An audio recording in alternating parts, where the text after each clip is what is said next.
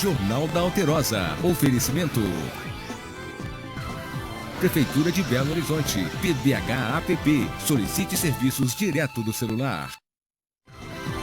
Olá, muito boa noite. No ar, o Jornal da Alterosa. Vamos aos destaques deste 10 de dezembro. Jogador de vôlei preso por importunação sexual. Condenado pai que desviou dinheiro da campanha do filho doente. Médico com sinais de embriaguez é detido ao fugir de guardas municipais. Belo Horizonte ganha a PAC feminina. E o Cruzeiro na mira da justiça, punições a caminho. Você vai ver aqui no Jornal da Alterosa.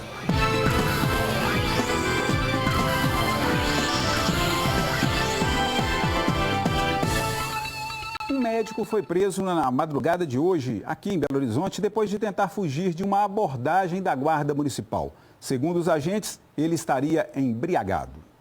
Durante patrulhamento no bairro Mangabeiras, próximo à Praça do Papa, uma viatura da Guarda Municipal se deparou com um carro em alta velocidade. Tiago Paulo Lacerda, de 35 anos, desrespeitou as ordens de parada e uma perseguição teve início. Nós tivemos que fazer alguns disparos de arma de fogo contra os pneus, vindo a estourar os pneus, no momento então que ele parou o carro. Uma outra guarnição avistou que ele tinha jogado uma sacola pela janela. Dentro dessa sacola foi achado alguns invólucros de uma substância esverdeada, aparentemente maconha. Quando então nós identificamos esse cidadão, ele era um médico. Segundo a Guarda Municipal, Tiago apresentava sinais de embriaguez. E essa não é a primeira vez que o médico pratica esse tipo de crime. Aparentemente ele deve ter feito uso de álcool, isso ele nos relatou, e também pode ter misturado com algum tipo de droga. Além do fato de ele ter ingerido, ele pode ter fugido também, porque ele é reincidente, tanto no crime de trânsito, por dirigir embriagado, quanto também por uso e consumo de drogas. O médico foi atuado em flagrante por embriaguez ao volante, direção perigosa, dano qualificado e porte de drogas por consumo próprio. Neste caso, não cabe fiança. Justiça concede liberdade sob fiança a jogador de vôlei francês preso na capital por importunação sexual. O jogador Irving Ngapé foi preso em flagrante após uma mulher denunciar o rapaz por assédio. O jogador francês chegou ao Fórum Lafayette para audiência de custódia com o uniforme do sistema prisional. Ele passou a noite na penitenciária Nelson Hungria, em Contagem, após ter recebido voz de prisão e ter o flagrante ratificado por importunação sexual na Delegacia de Mulheres de Belo Horizonte. Irving AP é ponteiro de vôlei e joga no Zenit Kazan da Rússia. Ele veio ao Brasil para a disputa do Mundial de Clubes, que terminou no domingo em Betim, mas acabou se envolvendo na ocorrência policial. O atleta e companheiros da equipe estavam nessa casa de shows comemorando o 3º lugar no campeonato. Foi quando, segundo testemunhas, ele deu um tapa nas nádegas de uma mulher. A moça reagiu, chamou a polícia e registrou a denúncia. O atleta até tentou se explicar, mas a justificativa dele não evitou a prisão. O advogado do atleta disse que ele errou, mas que o tapa foi uma brincadeira no lugar e com a pessoa errada. Está muito tranquilo, arrependido demais.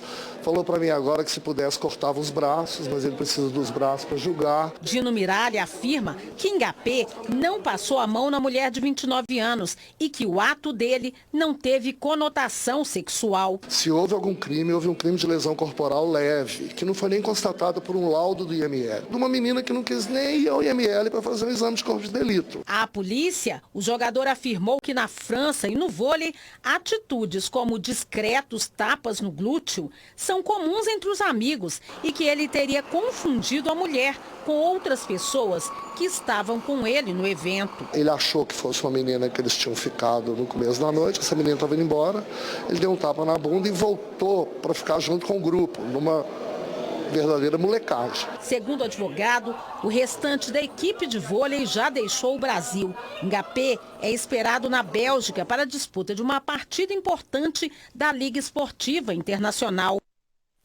Caso seja absolvido no processo, o dinheiro da fiança, estipulada em R$50 mil, será devolvido ao jogador. Se condenado, o valor será usado para custear o processo e indenizar a vítima. Irving Ngapé foi liberado sob fiança hoje à tarde e já está seguindo para a Europa. Ele está proibido de fazer contato ou de se aproximar da vítima. e tem que manter o endereço e o passaporte atualizados, nesse caso, para comparecer aos atos processuais sempre que ele for intimado. Pai acusado de desviar dinheiro arrecadado para tratamento do filho doente em Conselheiro Lafayette, na região central do estado, é condenado pela Justiça. Matheus Henrique Leroy Alves, de 37 anos, recebeu uma pena de 7 anos e meio de prisão por estelionato. Conforme a denúncia, o acusado e a esposa iniciaram uma campanha para ajudar no tratamento do filho João Miguel, de 2 anos, que sofria de atrofia muscular espinhal. Quando o casal arrecadou cerca de R$1 milhão, Matheus sacou 437 mil, abandonou a família e a criança e mudou-se para Salvador. Lá passou a ostentar uma vida de luxo, até que foi preso no dia 23 de julho. João Miguel faleceu em outubro. 2 homens assaltaram um bar em Bom Despacho, no Centro-Oeste. A ação foi rápida e as câmeras do Circuito Interno de Segurança registraram. Os 2 bandidos armados chegam ao bar e rendem funcionários e clientes. Um dos assaltantes vai para dentro do balcão e procura pelo caixa. Ele ameaça dar uma coronhada na funcionária, que é obrigada a mostrar a ele onde está o dinheiro. Enquanto isso, o outro criminoso revista os clientes que estão deitados no chão. Toda a ação durou 2 minutos. De acordo com a polícia, a dupla fugiu levando R$ 800 em dinheiro, vários celulares, além de 2 capacetes e a moto de um dos clientes. Até o momento, nenhum dos assaltantes foi preso. O flagrante agora vem de Varginha, no sul de Minas. Uma batida entre uma caminhonete e uma motocicleta em um dos cruzamentos mais perigosos da cidade. A falta de respeito à sinalização é a causa mais provável do acidente. Reparem nestas imagens. O motociclista é atingido em cheio por uma caminhonete. Essa avenida mais conhecida como a Avenida do Shopping, que fica bem próximo ao shopping aqui da cidade de Varginha. Como a gente pode ver, aqui no chão tem aqui o pare e também tem uma placa sinalizando um ponto de parada aqui no local. Só que, segundo testemunhas, esse motorista não teria parado o veículo e por isso atingiu a vítima. E ele não parou para olhar se tinha algum motociclista, se tinha algum pedestre, alguma coisa, e passou direto. Na hora que passou, pegou a moto. No vídeo ainda dá para ver que o motorista presta socorro à vítima, que fica deitada no chão. Ainda de acordo com Giovana, no local acontecem acidentes com frequência. A maioria dos casos por falta de atenção dos motoristas e motociclistas. Aqui direto, um pouco antes, quase pegaram o motociclista, um pouquinho antes, uns 10 minutinhos antes. E logo aconteceu isso. A Polícia Civil realizou hoje a reconstituição dos momentos que antecederam a morte da professora Fabiana Filipino Coelho, no centro de Juiz de Fora, na Zona da Mata, no mês passado. Com a reconstituição, a perícia pretende determinar a trajetória da bala, informação fundamental para a conclusão do inquérito. A reconstituição durou cerca de 1h30. Policiais civis fizeram os papéis do adolescente suspeito de um roubo momentos antes do disparo e da professora Fabiana Filipino Coelho. O policial militar aposentado responsável pelo tiro participou da reprodução. E aqui, agora eu não posso filmar para o senhor porque a adrenalina na hora era muita. Se eu atirei aqui, eu atirei aqui. Os detalhes do último dia 20 são relembrados e contados para que a Polícia Civil consiga entender a trajetória do tiro que acertou Fabiana. A reconstituição foi pedida depois que um laudo apontou que o tiro que vitimou Fabiana acertou a professora em uma trajetória de baixo para cima. O perito já deu uma outra ideia também, que nós vamos determinar a questão de fazer uma análise do projétil para saber se há alguma deformação nele.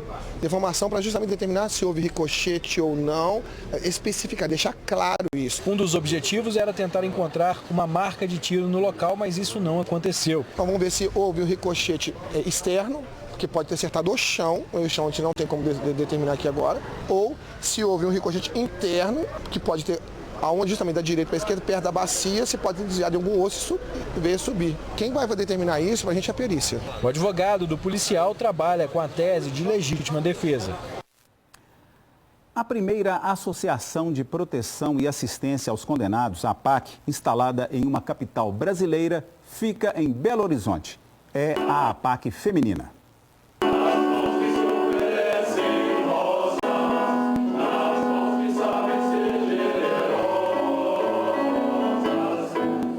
sempre um pouco de perfume, as mãos que se oferecem rosas. Esse trecho da música cantada por Coral de Homens de Nova Lima faz uma associação à primeira APAC feminina. Ela foi inaugurada na capital com a presença de várias autoridades.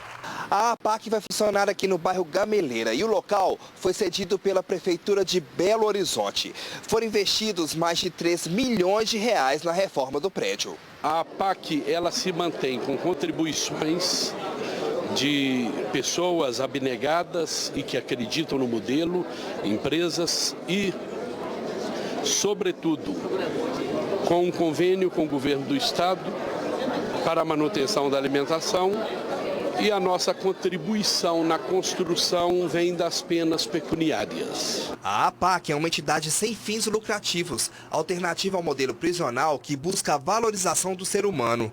No caso, esta APAC vai abrigar 142 recuperandas. É a primeira APAC na capital, na capital mineira. Há algumas experiências de APAC feminina no interior do estado, são outras 3, mas todas muito pequenas, E aqui é onde tem o maior número de pessoas em privação de liberdade do sexo feminino. A APAC tem 2 alas, uma de regime fechado e outra de semiaberto. Os quartos possuem 4 camas com colchão e travesseiro, além do banheiro com chuveiro. Cada presa vai custar em torno de R$ 1.050 para o Estado, 1/3 do valor projetado para o sistema convencional comum. E o índice de reincidência no sistema convencional, ele chega a 80%, e nesse modelo o máximo que se chegou até hoje foi de 15%. Agora, raciocine comigo. 13º no bolso, presentes, festas, e o consumidor precisa redobrar a atenção quando o assunto é dinheiro, conquistado, na verdade, com o suor do dia a dia. É preciso ficar de olho nas notas falsas. Notas verdadeiras têm uma série de itens de segurança para dificultar fraudes, como texturas, marcas d'água e faixa holográfica. Veja este detalhe, identificado por uma caneta especial. Os riscos brilhantes aparecem nesta cédula verdadeira, mas na outra, não.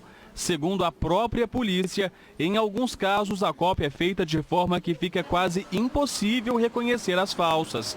Por isso, esta loja investiu no treinamento para as funcionárias e em estratégias tecnológicas. Hoje existem aparelhos bem eficazes contra essa máfia de nota falsa, porém ainda a textura, o cuidado, o olhar, o tato na nota mesmo é o mais importante, então elas são treinadas para isso. Nos últimos 2 anos, o número de casos cresceu 30% em Divinópolis, o que preocupa os comerciantes. Este ano, a PM registrou aqui em Divinópolis 22 ocorrências ligadas a notas falsas, média de um caso a cada 2 semanas.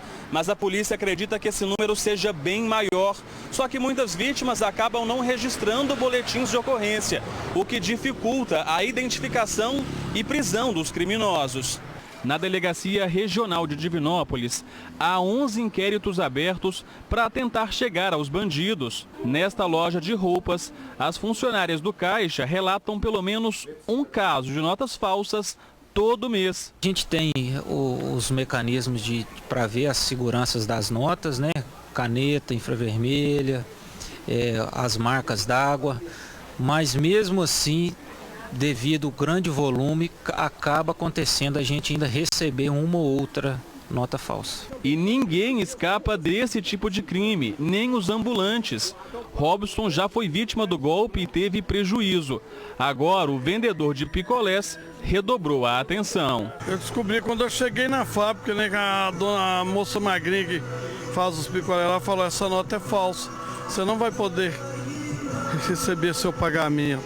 Depois ensinaram como é que olha a nota, agora não tem perigo mais não, graças a Deus. Ainda nessa edição tem as notícias do esporte. E você vai ver em instantes a previsão do tempo para amanhã em todo o estado. E tem também uma dica da professora, mais uma, da professora Cíntia Chagas no Rasgando o Verbo de hoje. Voltamos já já. O Jornal da Alterosa está de volta e vamos aproveitar para conferir a previsão do tempo para esta quarta-feira em todo o estado.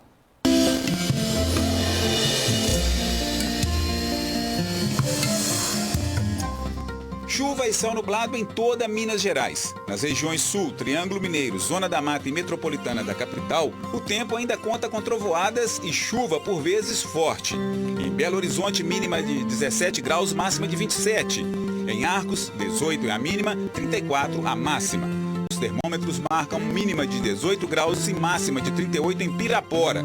Em Mantena, os termômetros vão oscilar entre 17 e 37 graus. E em Patos de Minas, mínima de 18 e máxima de 37 graus. E o tempo está fechado no Cruzeiro, hein? O clube, na verdade, pode pegar uma punição exemplar no Tribunal de Justiça Desportiva. Agora eu te digo, ó, em vez de você ficar pensando numa dúvida, que tal, ao invés disso, você prestar atenção na dica do Rasgando o Verbo de hoje? Cíntia Chagas vai te explicar melhor sobre o que eu estou falando. Olá, tudo bem com vocês?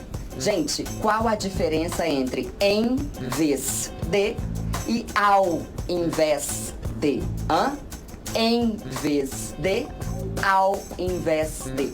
É o seguinte, em vez de significa no lugar de. Por exemplo, em vez de ir à praia, fui ao clube. No lugar de, houve uma troca, tá?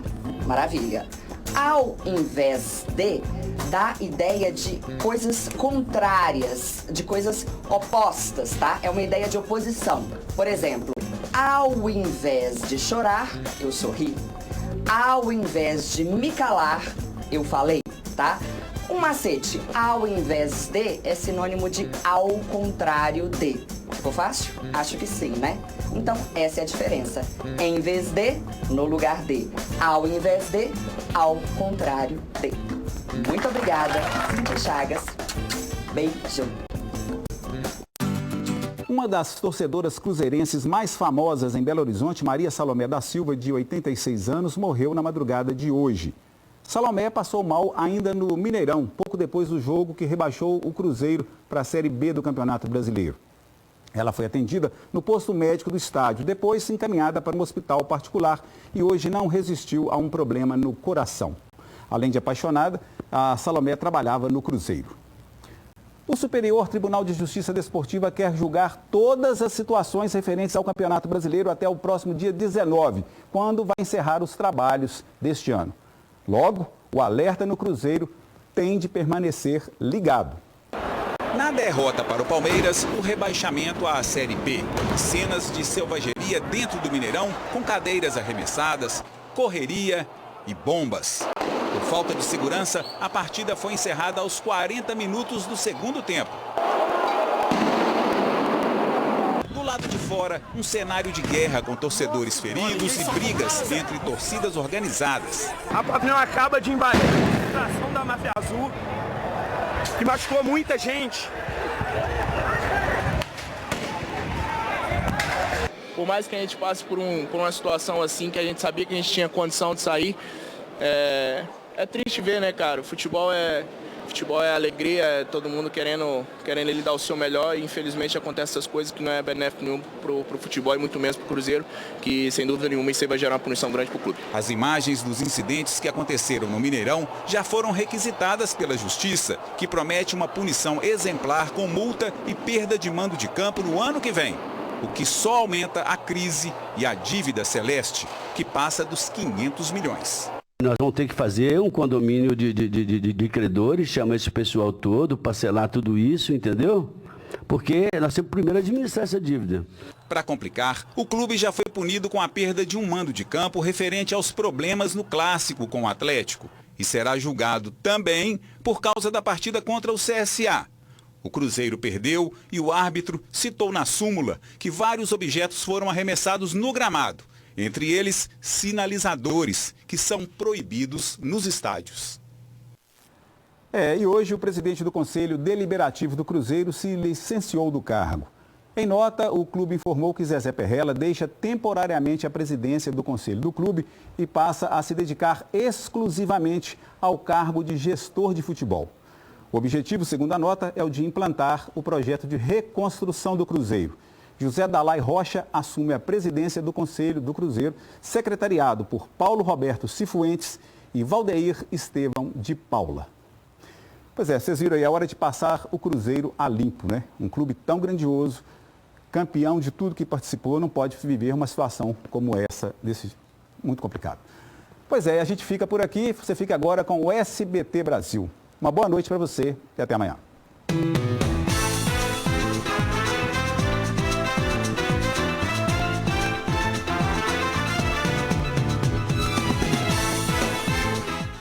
Jornal da Alterosa. Oferecimento.